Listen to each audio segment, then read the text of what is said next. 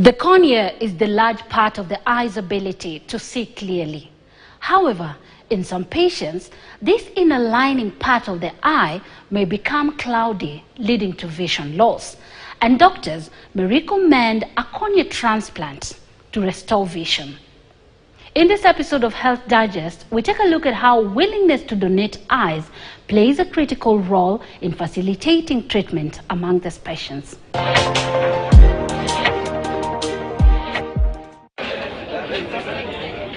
They say eyes are the windows to the soul. But for a lot of people, that window develops an unwanted curtain that dims their lives and makes everything dark and cloudy. This obstruction to the normal functioning of the eye often elicits an array of emotions at the thought of one losing the ability to see. As the cornea, that transparent part of the eye that allows light to enter the organ, gets clouded, vision slowly disappears, leaving the patient to start life in a new, dark, unfamiliar world. Sometimes these complications may be aggravated by conditions like allergies, just like in 18-year-old Joshua Mugambi's situation. Mugambi underwent a cornea transplant in August this year after unsuccessful management of allergic reactions that left him with itchy eyes that would constantly force him to rub them in order to ease the discomfort. I was born as a normal child, full of healthy eyesight. By the age of 7, when I was reporting into school, that's where my changes occurred. And my eyes started reacting with itching. That it was so worse, that ngejikuna. So after some times, that's where my grandma and my mom took a decision to take me to hospital. Several rounds of treatment to manage the allergies were not successful. The itchiness persisted, and not even the spectacles that some of the doctors he visited recommended seemed to alleviate his suffering. Medicines or the eye drops, they never brought a change into my life. So the itching was continuously until the time where my eyes decrease. I could not see like normal, open my eyes like this. So the kwandogo. So and change my position of walking. So I could not walk like facing forward as a normal human being. Ningebidi niwe kichwa like this so that I can see, because nikiweka kichwa hivi, the only place I can see is under me, under my nose.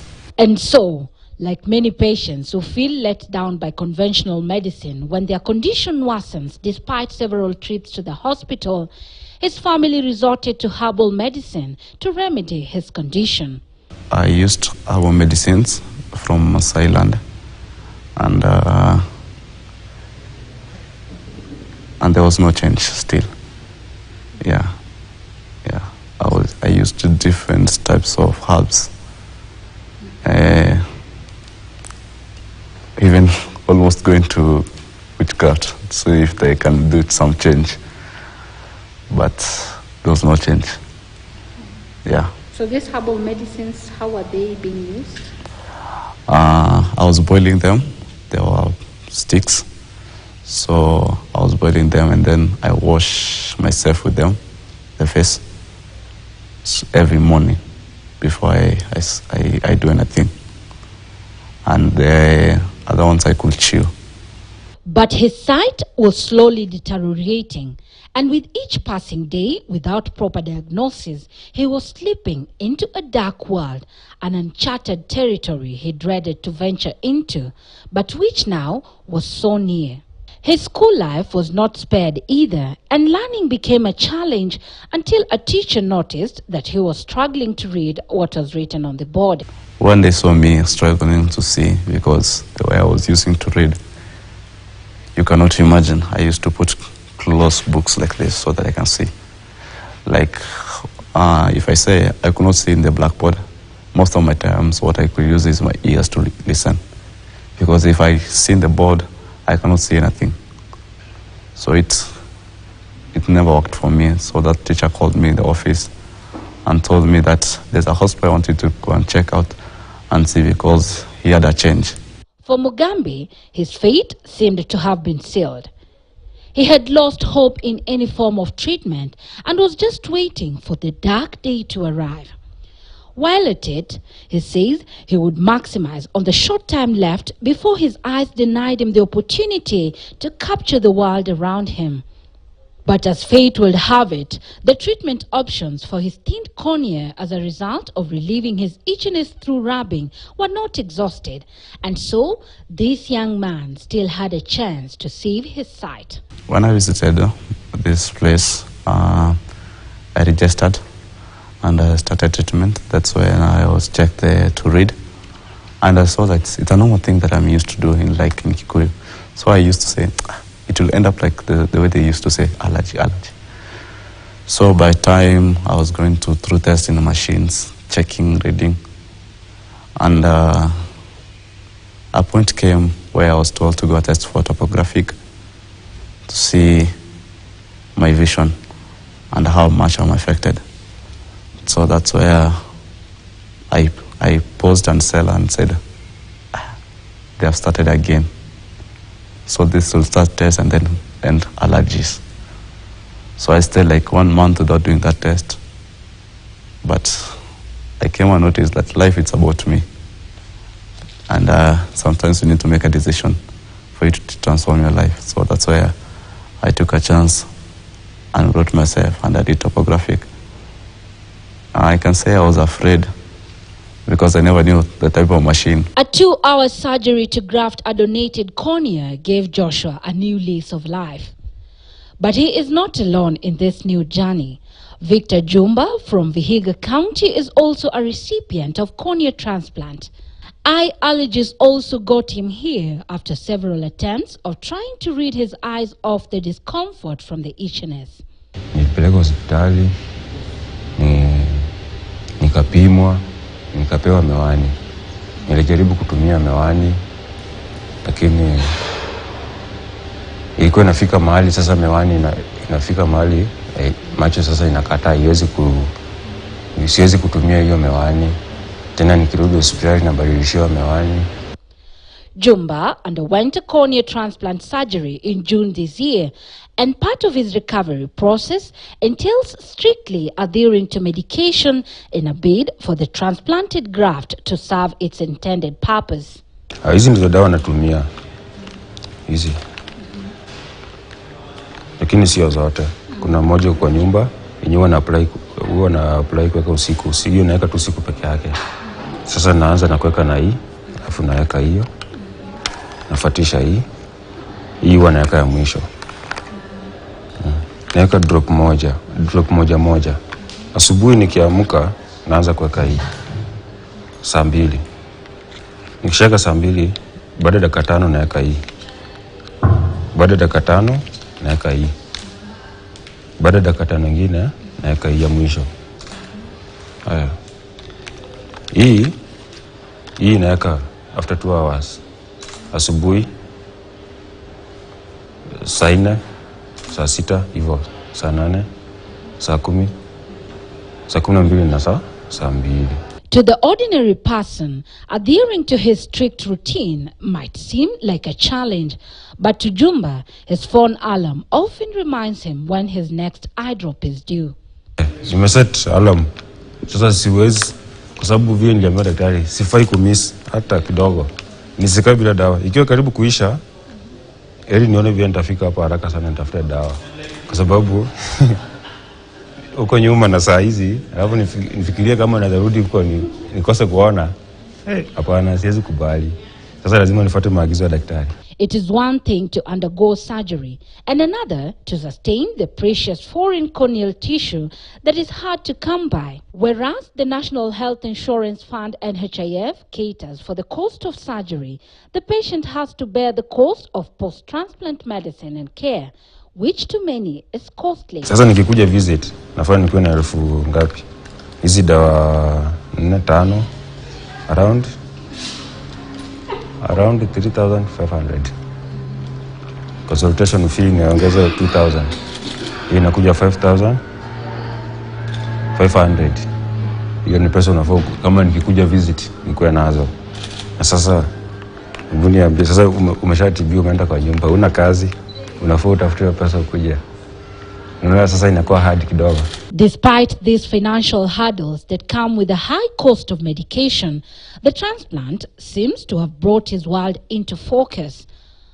McKenna Nkatha, on the other hand, can only wait and hope for a donor to give her the living gift from the dead. She has been on the waiting list for the past 4 months, and each passing day seems to take with it a little piece of the little hope she's still holding on to of her vision ever being restored. The wait is very long because in 2010 I was told I needed the transplant, and they told me it's going to take a lot of time. That's why I consider the lenses. Most of the time I feel like giving up.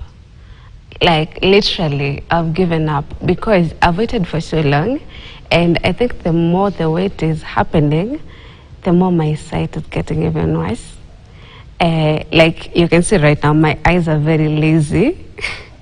So it gets worse, and I'm really hoping that I'm going to find a donor soon. The 27-year-old, just like her counterparts who have undergone surgeries, hopes on a donor for this precious commodity that is grafted in a delicate procedure that is often non-invasive. So one thing that really wants me to undergo this transplant, there's this question, a very irritating question, and most of the people don't know it's irritating. You see, like when I'm using my phone, I have to bring it close to my eyes, like that distance. So someone will be like, kweni huwani, mbono unaweka simu karibu? And you can start explaining to someone that you have a condition and you have to undergo a transplant. And something is, okay, at work, you have a lot of challenges. You have deadlines to beat, you have reports to make, and you can't take a lot of time on your laptop because it's going to affect. And again, you see, I'm straining to see. So that really, it's very time consuming. Christopher Mwangala is an ocular and bath tissue retrieval specialist at Lion's Sight First Eye Hospital in Nairobi. He explains that cornea donation remains low in the country, impacting on treatment of patients who need urgent transplant. The number of patients in need of this transplant is high, yet those pledging to donate after death remains low. The reception to donation is poor, very poor. Currently, all the corneas that we're getting from the Asian community, actually, not from the African community. This is because they are mostly, it's affected by culture and beliefs. So many in our culture, you see, many people don't donate because of the either burial incidences, maybe religious. Some of them are, they say they don't want to use their eyes after they die. There are myths which block these donations. So on the reception of cornea donation or generally organ donation, it's poor. For instance, as of the month of August, only 8 retrievals were done against a list of over 900 patients waiting to receive a transplant. So we usually get like from July, we did like 10 retrievals. August we did like 8. If you in terms of corneas, those are 8 are 16 corneas. So you get one donor, those are 2 corneas, and then those are 2 patients you utilize in case you analyze the corneas. So it depends with you can do 8 harvests, but then the process of verifying whether the cornea is fit for transplant, you do all the tests, disregarding the folds and everything. You end up using maybe 4 corneas out of those 16 corneas. So not every cornea is suitable for optical purposes. Some are just for therapeutic or something. Most of these donors are often people above the age of 70 years. To complement this low number of donated corneas, the hospital has to import the organs from United States of America or Italy in order to meet the high demand. If you get a cornea, most of our donors that we get usually from 70 and above, actually. from the Asian community mostly, 70 and above. And then these corneas, we do cell count. Maybe they can't fit to be utilized on a recipient from 10 and below. You see, we need a younger cornea for this. So mostly these we get a certain donor from a certain age, like 70 and above usually. Prioritize something from 40, patients from 40 to receive the corneas. It will be easier because of the time is going to utilize on the cornea and the response. According to Mwangala, children make up a huge number of those in need of cornea transplant at the facility. What causes this mostly, we get the patients usually have severe keratoconus, the thinning of the cornea due to allergy. You see, and this is something that you cannot avoid. You know, our schools the way they are, you know, our homes they are, so they are affected. So most of these patients are children. So you find at least most kids are not able to do exams. They're not able to write, to see, and then getting the younger corneas is an issue. So they'll have to wait until they reach a certain age. Like you might, like a patient from 5 years, you see at times is being done a transplant at maybe 17, because the cell counts from the cornea that we harvest usually fit from that age bracket. These corneas have to be harvested at least 6 hours after death when the cells are still fit for use. But the deceased has to consent before death through a platform that identifies them as donors. First, we don't restrict anybody from donating. Everybody is really eligible for donating the cornea because the cornea practically doesn't go with blood matching or something. It doesn't have a blood supply, so it's you can transplant it on any recipient, and then it will respond. However, blood tests have to be conducted to determine whether the deceased is fit to be a donor. What makes us reject the cornea depends with the medical history and the time of the death to, we call it death to preservation time. So in case somebody has pledged and died, what we usually do, we usually supposed to come within 6 hours, because the cells usually die after 6 hours after death. So that if it's past 6 hours, then we can only retrieve the tissue for research. Then we usually reject other tissues in case of any of these chronic illnesses, HIV, hepatitis, syphilis, hepatitis C also.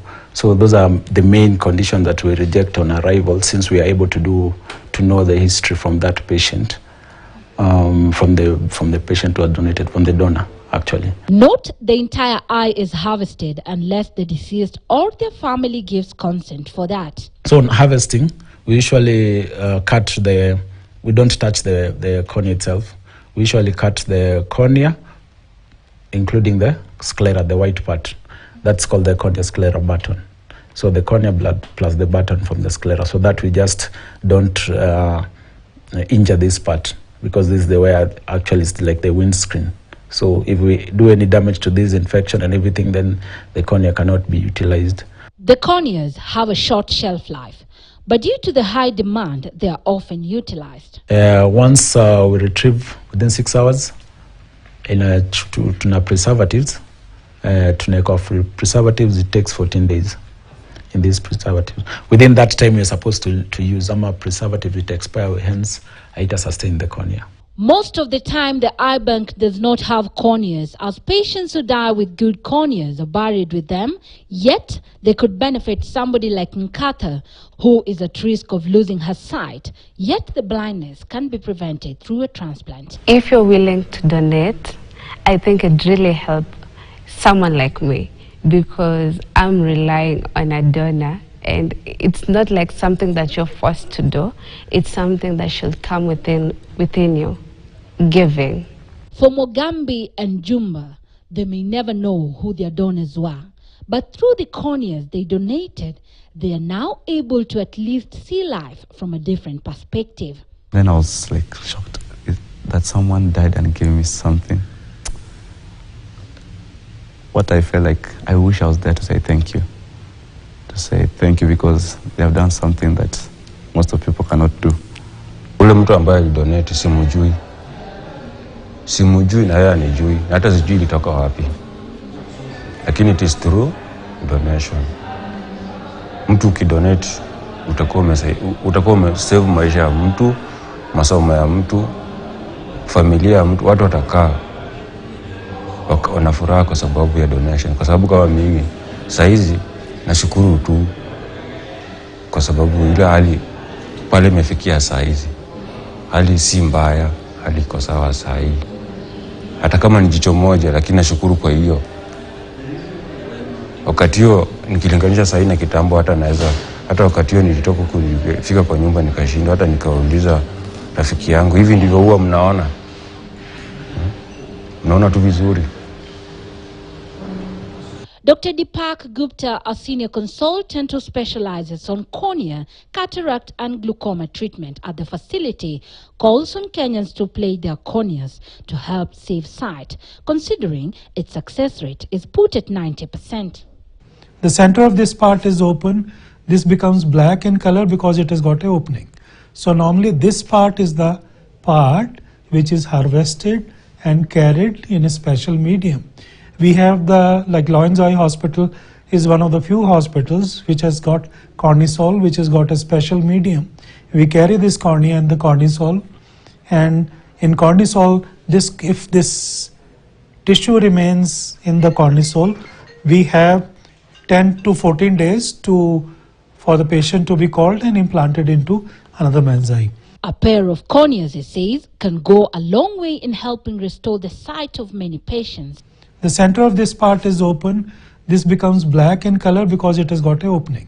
So normally this part is the part which is harvested and carried in a special medium. We have like Loyens Eye Hospital is one of the few hospitals which has got cortisol, which has got a special medium. We carry this cornea and the cortisol, and in cortisol, if this tissue remains in the cortisol, we have 10 to 14 days for the patient to be called and implanted into another man's eye. The benefit is if only half of the thickness is involved, we will not remove the whole eye.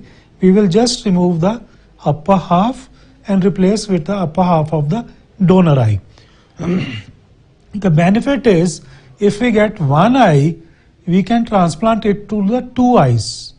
The donor cornea is split into two. We have got specialized techniques like donor cornea is split into the front half and the back half. Certain people need front half which goes to the top. So it is stitched nicely and the top half is removed and top half is replaced. Certain people, they need the back side of the cornea is unhealthy. That can be, I'm sorry for the bad voice, it can be Fuchs dystrophy, or sometimes the patient has gone a bad cataract surgery, the inside of the eye is spoiled, so we replace the back half. After surgery, the recovery can take up to 1.5 years before the patient can regain their sight fully. First, sometimes like patient has got a cut or patient has got a corneal ulcer. These are the obvious, even with the torchlight, these things are visible, that cornea is spoiled, and only thing we have to look is how much of the depth of the cornea is spoiled, like half of the depth or the full depth is spoiled. I'm coming to that, why we look for there's a special way we use this kind of machine. This is called slit lamp. We come to know that whether half depth or 3/4 of the depth, this has got a thickness. We see how much of this thickness of this cornea is involved. The first 2 weeks post-operation, however, are considered critical in the patient's healing journey. And it is during this period that they also experience side effects of the procedure. The benefit is if only half of the thickness is involved, we will not remove the whole eye. We will just remove the upper half and replace with the upper half of the donor eye. The benefit is if we get one eye, we can transplant it to the two eyes. The donor cornea is split into two. We have got specialized techniques like donor cornea is like split into the front half and the back half. Certain people need front half which goes to the top. Although organ donation remains a thorny issue in Kenya, corneal blindness remains the second most prevalent eye condition globally, and to rehabilitate the impaired vision, a corneal transplant is the best shot. So, if you can pledge to donate your eyes or the tissue itself after your death, please do so. You never know who might need it next. Gloria Milimu, KTN News.